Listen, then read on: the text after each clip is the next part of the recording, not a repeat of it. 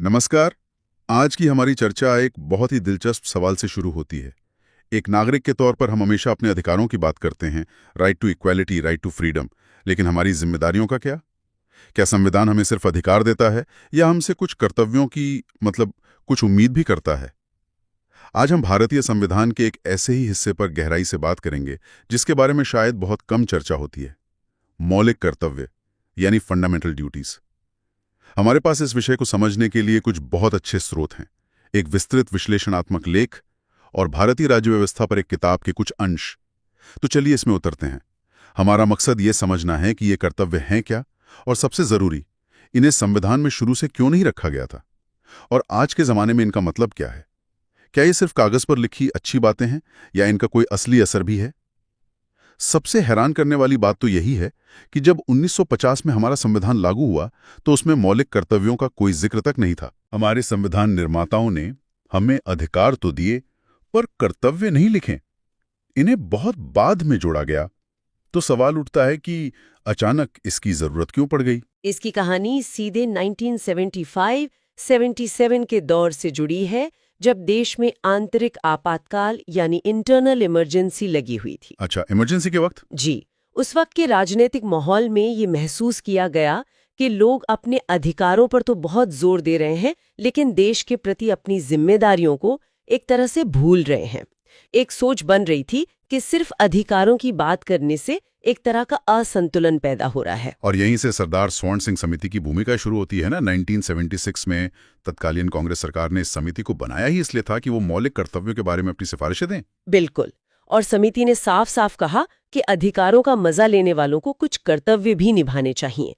उन्होंने संविधान में कर्तव्यों पर एक अलग चैप्टर जोड़ने की सिफारिश की, जिसमें मेरे ख्याल से 8 कर्तव्य थे। 8 कर्तव्य। और फिर आया 1976 का 42वां संविधान संशोधन, जिसे मिनी कॉन्स्टिट्यूशन भी कहा जाता है। हाँ, मिनी कॉन्स्टिट्यूशन। सरकार ने समिति की बात मानी और संविधान में एक नया भाग 4A और अनुच्छेद 51A जोड़ दिया। लेकिन यहाँ एक ट्विस्ट है। समिति ने 8 कर्तव्यों की सिफारिश की थी, पर सरकार ने 10 को शामिल किया। बिल्कुल। और जो बात इससे भी ज्यादा दिलचस्प है वो ये है कि स्वर्ण सिंह समिति की कुछ बहुत अहम सिफारिशों को सरकार ने माना ही नहीं। जैसे समिति ने कहा था कि इन कर्तव्यों का पालन न करने पर सजा का प्रावधान होना चाहिए। उनका मानना था कि बिना सजा के डर के लोग इन्हें गंभीरता से नहीं लेंगे। सही बात है। लेकिन सरकार ने इसे खारिज कर दिया। रुकिए, ये तो बहुत अजीब बात है। मतलब कर्तव्यों को जोड़ा गया लेकिन उन्हें ना मानने पर सजा का प्रावधान हटा दिया। हाँ, और एक और सिफारिश थी टैक्स भरने को लेकर। अच्छा हाँ, कि टैक्स देना एक मौलिक कर्तव्य होना चाहिए। जी, पर उसे भी लिस्ट में शामिल नहीं किया गया। शायद सरकार को लगा कि सजा का प्रावधान इसे ज्यादा ही कठोर बना देगा, और टैक्स देना तो पहले से ही कानूनी जिम्मेदारी है। तो ये दिखाता है कि उस वक्त भी इस पर काफी बहस हुई थी। और ये लिस्ट 10 पर ही नहीं रुकी। बाद में एक और कर्तव्य जोड़ा गया। जी। साल 2002 में 86वें संविधान संशोधन के जरिए 11वां मौलिक कर्तव्य जोड़ा गया। यह उस बड़े सामाजिक आंदोलन का नतीजा था जो शिक्षा के अधिकार के लिए चल रहा था। Right to education. हाँ, इसी संशोधन ने अनुच्छेद 21A के तहत शिक्षा को एक मौलिक अधिकार बनाया, और साथ ही अनुच्छेद 51A में ये कर्तव्य भी जोड़ा कि हर माता पिता या अभिभावक अपने 6 से 14 साल के बच्चों को स्कूल भेजें। तो यहाँ अधिकार और कर्तव्य को एक साथ जोड़ा गया। बिल्कुल। ठीक है, तो अब ये 11 कर्तव्य हैं क्या? इनमें से कुछ तो बहुत सीधे साधे लगते हैं, जैसे संविधान का पालन करना, राष्ट्रगान और राष्ट्रध्वज का सम्मान करना। हाँ। या फिर देश की संप्रभुता, एकता और अखंडता की रक्षा करना। ये तो किसी भी नागरिक से उम्मीद की ही जाती है। सही कहा। लेकिन कुछ कर्तव्य ऐसे हैं जो बहुत गहरे और व्यक्तिगत स्तर पर बदलाव की मांग करते हैं। जैसे एक कर्तव्य है वैज्ञानिक दृष्टिकोण, मानवतावाद और ज्ञानार्जन तथा सुधार की भावना का विकास करना। इसका असल जिंदगी में मतलब है कि हम सुनी सुनाई बातों या व्हाट्सएप पर आए मैसेज पर यकीन करने की बजाय सवाल पूछें, तर्क से सोचें और हमेशा कुछ नया सीखने के लिए तैयार रहें। और एक कर्तव्य है जो महिलाओं के सम्मान की बात करता है और सामाजिक एकता पर जोर देता है। हाँ, सभी लोगों में समरसता और समान भाईचारे की भावना को बढ़ावा देना और महिलाओं के सम्मान के विरुद्ध प्रथाओं का त्याग करना। ये सिर्फ भाईचारे की बात नहीं करता, बल्कि साफ तौर पर कहता है कि ऐसी कोई भी परंपरा जो महिलाओं का अपमान करती हो, उसे छोड़ना हमारा कर्तव्य है। और आज के दौर में शायद सबसे जरूरी, पर्यावरण की रक्षा करना। ये दिलचस्प है क्योंकि 1976 में जब ये लिखा गया था, तब क्लाइमेट चेंज इतनी बड़ी बहस नहीं थी, तो ये उस समय के हिसाब से काफी दूर की सोच थी। बिल्कुल, प्राकृतिक पर्यावरण जिसमें वन, झील, नदी और वन्य जीव शामिल हैं की रक्षा करना। हमारे स्रोत बताते हैं कि सुप्रीम कोर्ट ने इस एक कर्तव्य का इस्तेमाल करके पर्यावरण की रक्षा के लिए कई बड़े फैसले दिए हैं। अच्छा, तो ये सिर्फ एक नैतिक सलाह नहीं रह गई है, बल्कि इसने कानून को एक नई दिशा दी है। चलिए अब इनकी विशेषताओं पर आते हैं। आपने बताया कि इन्हें न मानने पर कोई सजा नहीं है, इन्हें गैर न्यायोचित यानी नॉन जस्टिशिएबल कहा जाता है। मुझे ये बात थोड़ी समझ नहीं आई। अगर ये इतने मौलिक हैं तो फिर इन्हें लागू क्यों नहीं किया जा सकता? ये तो एक तरह का विरोधाभास लगता है। ये बिल्कुल एक विरोधाभास लगता है, और यही इनकी सबसे बड़ी विशेषता भी है और आलोचना भी। इसका मतलब ये है कि अगर कोई इन कर्तव्यों का पालन नहीं करता तो आप उसे अदालत में नहीं घसीट सकते। ओके। ये कानूनी तौर पर बाध्यकारी नहीं है, बल्कि नैतिक और नागरिक जिम्मेदारियां हैं। इन्हें संविधान में एक रिमाइंडर या एक गाइड की तरह रखा गया है, ना कि एक सजा देने वाले कानून की तरह। और एक और बात जो मुझे बहुत अजीब लगी, हमारे स्रोत कहते हैं कि ये विचार सोवियत संघ के संविधान से लिया गया था। हम एक लोकतंत्र हैं और हमने ये आइडिया एक कम्युनिस्ट गैर लोकतांत्रिक देश से क्यों लिया, जबकि अमेरिका, फ्रांस, जर्मनी जैसे बड़े लोकतंत्रों के संविधान में ऐसा कुछ नहीं है। ये एक बड़ा सवाल है और ये उस दौर की सोच को दिखाता है। उस समय अनुशासन और राष्ट्र निर्माण जैसे शब्दों पर बहुत जोर था।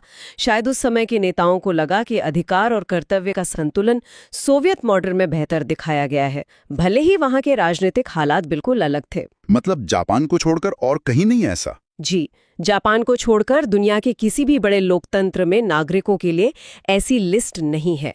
इस मामले में हमारा संविधान काफी अलग है। ठीक है, तो ये कर्तव्य है, ये नागरिकों के लिए हैं और इन पर कोई कानूनी कार्रवाई नहीं हो सकती। तो मैं उसी सवाल पर वापस आता हूं जो शायद हमारे श्रोताओं के मन में भी होगा, फिर इनका पॉइंट क्या है? ये संविधान में है ही क्यों? क्या ये सिर्फ सजावट के लिए है? बिल्कुल नहीं। कानूनी तौर पर लागू न होने के बावजूद इनका महत्व बहुत गहरा और कई स्तरों पर है। सबसे पहले तो ये नागरिकों को याद दिलाते हैं कि अधिकार अकेले नहीं आते, उनके साथ जिम्मेदारियां भी जुड़ी होती हैं। ये एक तरह से राष्ट्र विरोधी और समाज विरोधी गतिविधियों के खिलाफ एक नैतिक चेतावनी का काम करते हैं, जैसे तिरंगे का अपमान करना या सरकारी संपत्ति को नुकसान पहुंचाना। लेकिन इनका सबसे बड़ा और असली असर तो शायद अदालतों में दिखता है ना? एकदम सही, यही इनका अप्रत्यक्ष पावर है। सुप्रीम कोर्ट ने कई बार कहा है कि जब वो किसी कानून की संवैधानिकता की जांच कर रहे होते हैं तो वे इन कर्तव्यों को ध्यान में रखते हैं। अच्छा, कैसे? मान लीजिए सरकार पर्यावरण की रक्षा के लिए कड़ा कानून बनाती है। कोई कंपनी उस कानून को कोर्ट में चुनौती देती है कि यह उनके व्यापार करने के अधिकार का हनन है। राइट।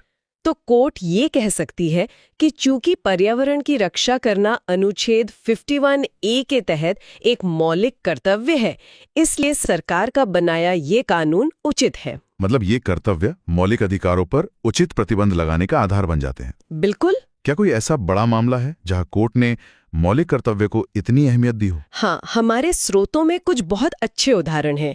एम्स छात्र संघ बनाम एम्स 2001 के मामले में सुप्रीम कोर्ट ने कहा था कि मौलिक कर्तव्य उतने ही महत्वपूर्ण हैं जितने मौलिक अधिकार। अच्छा। कोर्ट ने कहा कि दोनों के नाम में मौलिक शब्द यूं ही नहीं लगा है। इसी तरह श्री रंगनाथ मिश्रा बनाम भारत संघ 2003 मामले में कोर्ट ने सरकार को निर्देश दिया कि वो जस्टिस JS वर्मा समिति की सिफारिशों को लागू करे ताकि इन कर्तव्यों के बारे में लोगों में जागरूकता फैलाई जा सके। तो कोर्ट भी चाहता है कि लोग इनके बारे में जानें? जी, कोर्ट का मानना था कि इन्हें सिर्फ संविधान की किताबों में बंद नहीं रहना चाहिए। तो इसका मतलब ये हुआ कि अधिकार और कर्तव्य एक दूसरे के दुश्मन नहीं बल्कि पूरक हैं। ये एक ही सिक्के के दो पहलू हैं। बिल्कुल, हमारे स्रोत इसे बहुत अच्छे से समझाते हैं। जैसे अनुच्छेद 19 हमें बोलने की आजादी का अधिकार देता है। हाँ। लेकिन अनुच्छेद 51AC हम पर देश की एकता और अखंडता की रक्षा करने का कर्तव्य भी डालता है। मतलब आप कुछ भी बोलने के लिए आजाद हैं, लेकिन ऐसा कुछ नहीं बोल सकते जो देश को तोड़ने का काम करे। एकदम सही। इसी तरह अनुच्छेद 21A बच्चों को शिक्षा का अधिकार देता है और अनुच्छेद 51A के माता पिता पर उन्हें स्कूल भेजने का कर्तव्य डालता है। एक के बिना दूसरा अधूरा है। ठीक है, हमने समझ लिया कि ये क्यों और कैसे आए और इनका अप्रत्यक्ष महत्व क्या है। लेकिन जाहिर है हर कोई इनसे खुश नहीं होगा। इनकी आलोचना भी तो होती होगी। आलोचक क्या कहते हैं? हाँ, और इनकी आलोचना में भी काफी दम है। सबसे पहली और सबसे बड़ी आलोचना तो वही है जिसके बारे में हमने बात की कि ये दंतहीन है, यानी टूथलेस हैं। जी, बिना किसी कानूनी सजा के प्रावधान के ये सिर्फ अच्छी सलाहों की एक सूची बनकर रह जाते हैं जिन्हें कोई भी नजरअंदाज कर सकता है। और इनकी भाषा को लेकर भी तो सवाल उठाए जाते हैं। बिल्कुल। दूसरी बड़ी आलोचना इनकी अस्पष्ट और गोलमोल भाषा को लेकर है। समग्र संस्कृति, उत्तम आदर्श या वैज्ञानिक दृष्टिकोण जैसे शब्दों का क्या मतलब है? इनकी कोई साफ परिभाषा नहीं है। नहीं है। जैसे समग्र संस्कृति का क्या मतलब है? क्या ये किसी एक धर्म की संस्कृति है या सभी की मिली-जुली? इसकी व्याख्या कोई भी अपने हिसाब से कर सकता है। राष्ट्र के महान आदर्श जैसे शब्दों को कोई सरकार अपने राजनीतिक एजेंडे के लिए इस्तेमाल कर सकती है। ये एक बहुत बड़ा खतरा है और आलोचक इसी ओर इशारा करते हैं। राष्ट्र विरोधी या महान आदर्शों का अपमान जैसी बातों का इस्तेमाल असहमति की आवाज को दबाने के लिए भी किया जा सकता है। तो ये शब्द जितने अच्छे लगते हैं उतने ही खतरनाक भी हो सकते हैं अगर गलत हाथों में पड़ जाए तो। हाँ, एक और मजबूत तर्क ये भी दिया जाता है कि ये लिस्ट अधूरी है। इसमें कुछ बहुत जरूरी चीजें तो हैं ही नहीं। सही कहा। इसमें वोट डालना, टैक्स चुकाना या परिवार नियोजन जैसे महत्वपूर्ण नागरिक कर्तव्य शामिल नहीं है। स्वर्णिम सिंह समिति ने तो टैक्स चुकाने की सिफारिश की थी। लेकिन उसे माना नहीं गया। ये ऐसी चीजें हैं जो किसी भी लोकतंत्र को चलाने के लिए रीढ़ की हड्डी की तरह हैं, लेकिन वे इस लिस्ट से गायब हैं। और आखिर में संविधान में इनकी जगह को लेकर भी एक तकनीकी लेकिन महत्वपूर्ण आलोचना है। हाँ, आलोचकों का कहना है कि इन्हें संविधान के भाग 3 मतलब मौलिक अधिकारों के ठीक बाद जोड़ा जाना चाहिए था, ताकि अधिकार और कर्तव्य एक साथ और बराबर दिखते। लेकिन इन्हें भाग IV के बाद जोड़ा गया। जी, भाग IV यानी राज्य के नीति निदेशक सिद्धांतों के बाद, जिससे ऐसा लगता है कि इन्हें कम महत्व दिया गया है, जैसे ये कोई बाद में जोड़ी गई चीज हो। तो आपातकाल की परिस्थितियों में इनके जन्म से लेकर हमारे अधिकारों के साथ इनके जटिल रिश्ते और इनके खिलाफ मजबूत तर्कों तक हमने एक पूरी यात्रा की है। एक तरफ ये हमें एक बेहतर नागरिक बनने के लिए प्रेरित करते हैं, तो दूसरी तरफ इनके लागू होने और इनके दुरुपयोग को लेकर गंभीर सवाल भी हैं। बिल्कुल।